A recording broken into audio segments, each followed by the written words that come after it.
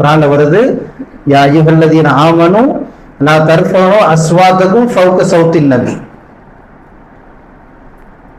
ஈமான் கொண்டவர்களே, உங்களுடைய சப்தத்தை நபியுடைய சப்தத்தை விடவும் அதிகமாக உயர்த்தி விடாதீர்கள் அப்படின்னு வருது. நபி ஸல்லல்லாஹு அலைஹி வஸல்லம் அவர்கள் அந்த பூமியில் அடக்கமாக இருக்கிறார்கள் என்பதால் ரொம்ப சத்தம் போட்டு பேசுறது கூட நீங்க அங்க பார்க்க முடியாது. அங்க போய் நீங்க நின்று அஸ்ஸலாமு அலைக்கும் யா ரசூலல்லாஹ் அப்படின்னு சத்தம் போட்டு கூட சொல்ல விட மாட்டாங்க. போலீஸ் வந்துடுவாங்க.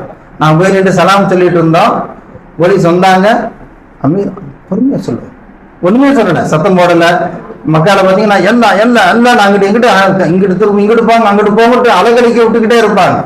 ஆனா மதினால நீங்க அப்படி மாதிரியான காட்சிகளை பார்க்கவே முடியாது. அப்படி சொல்றதா இருந்தா ரொம்ப பக்குவமா சொல்லுவாங்க, தன்மையா சொல்லுவாங்க, வேகப்பட்டு பேச மாட்டாங்க. ஏன் வேகப்பட்டு பேசினா சப்தம் அதிகமாகும், சப்தம் அதிகமாகனா இந்த குர்ஆனுடைய வசனத்தின் மீறின குற்றம் வந்துடும்.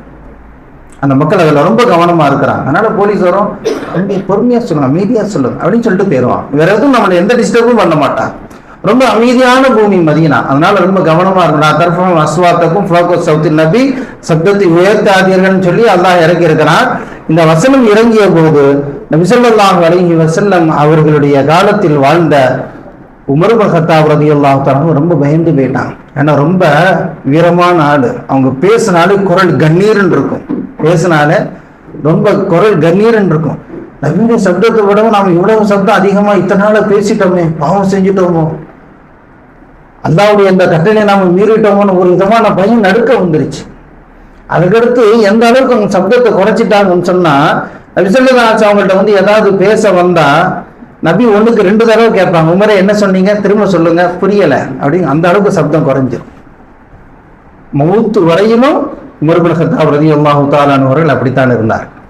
அப்ப குர்ஆனுடைய வார்த்தைக்கு, அந்த வசனத்திற்கு அவ்வளவு கட்டுப்பட்டார்கள் சஹாபா பெருமக்கள். இன்னொரு சஹாபி மஸ்ஜித் நபவிக்கே வரல. இன்னொரு சஹாபி அவங்க பேசினாலே ரொம்ப சில பேருக்கு பார்த்தா குரல் கண்ணீர்ன்னு இருக்கும். யதார்த்தமா தான் பேசுவோம், ஆனா குரல் இங்க இருந்து பார்த்தா அவ்வளவு தூரத்துக்கு கேட்கும். யதார்த்தமான குரல் அது, யாரையும் சத்தம் போட்டு பேசணுன்ற நோக்கம் அவங்களுக்கு இருக்காது. ஆனா குரலுடைய அமைப்பு அப்படி அமைஞ்சிடும் அவங்களுக்கு. அது மாதிரி ஒரு சஹாபி மஸ்ஜித் நபவிக்கே வரல. நான் பாக்குறேன், என்ன இந்த சஹாபி பார்க்கவே முடியலையே, போய் கூட்டிட்டு வாங்கன்னு சொல்லி சஹாபாக்களோட கூட்டிட்டு வந்து ஏங்க வர்றதுன்னு கேட்டா அவங்க இந்த காரணத்தை சொல்றாங்க. யார சொல்லதான் நான் உங்கள்கிட்ட பேசினா எப்படியும் சத்தமா தான் பேசுவேன், அது என்னுடைய பேச்சுடைய இயல்பு. நான் வந்து அவங்கள்ட்ட ஏதாவது கேள்வி கேட்கற மாதிரி வரும், சந்தேகம் கேட்கற மாதிரி வரும். அப்போ உங்களுடைய சப்தத்தை விடவும் என் சப்தம் அதிகமாயிருச்சுன்னா நான் அல்லாஹ்வுடைய வசனத்தை மீறின குற்றம் எனக்கு வந்துடும். என் சப்தத்தை உயர்த்தாதீங்கன்னு சொல்லிட்டானே அல்லாஹ், நான் அந்த பாவத்தை சம்பாதிக்க விரும்பல, அதனாலதான் நான் மஸ்ஜித் நபவிக்கு வராம வீட்டிலே இருந்துக்கிட்டேன்னு சொல்லி அந்த சஹாபி சொன்னாங்க.